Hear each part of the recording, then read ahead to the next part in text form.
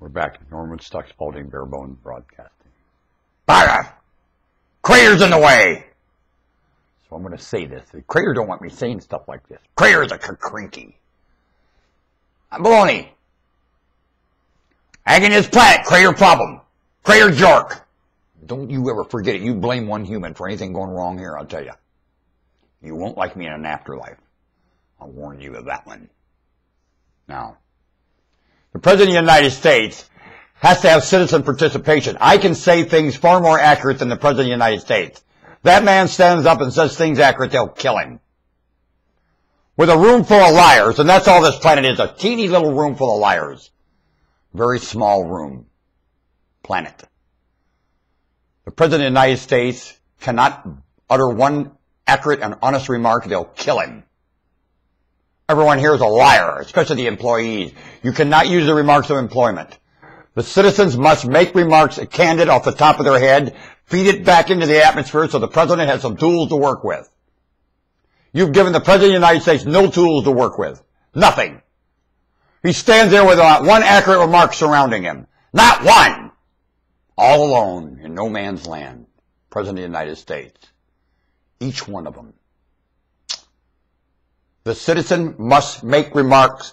The citizen must show the gumption that the President needs to use as tools. Then the President has something to do.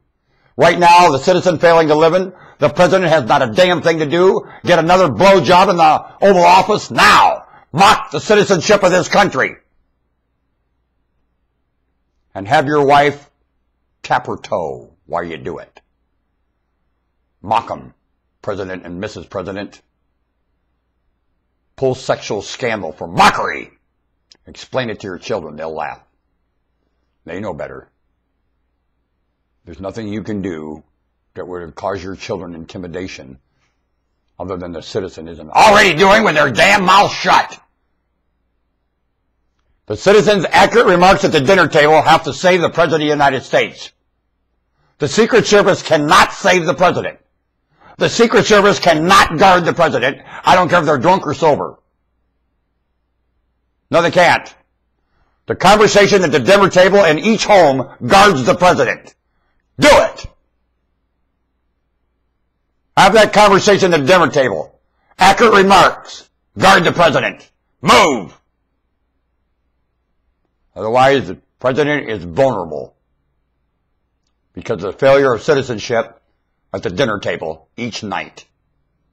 Know it. Like me? You're not going to like me in that afterlife. I affirm you that one. You won't like me. Get ready! I can tell how you're behaving now. Your refusal to have a confession. You are not going to like me in that afterlife. Warning. And the Lord really likes me now. And I hate my Maker. Want to name me? Well, name me by my function. Be sure all names represent function. A tree is called a tree because it's treeing. So understand my function. I'm a male of my kind, a citizen of the United States, the last remaining monarch in human flesh. King of the Jews. A migration caller long before then. My most reminiscing remarks come from the times I migrated calling. Standing on a cliff wall, hollering straight at that wall, letting the echo come to you. That's what I do for a living. That's all I know. That's all I do, and I'm maturing into it right now. Do you remember my voice? Because I call humans, not sheep. And I want the humans to remember my voice. And I know everything takes place after then. And I always steer the migration from the rear, not the front. You know the way. All I have to do from the rear is call out. And you know the way. I've followed you too many times. I'm the least, the most insignificant, the last in line, the most typical. Right here. I like you. I can't remember if you like me or not, to the truth. I can't remember. So I know I'm sticking my neck out. Well, I'll just go from what I see with you and follow that, and I find you priceless. And I'll keep following that. Humanity, you're priceless. And I'm staying on your trail. I like you, humanity. I like you a lot.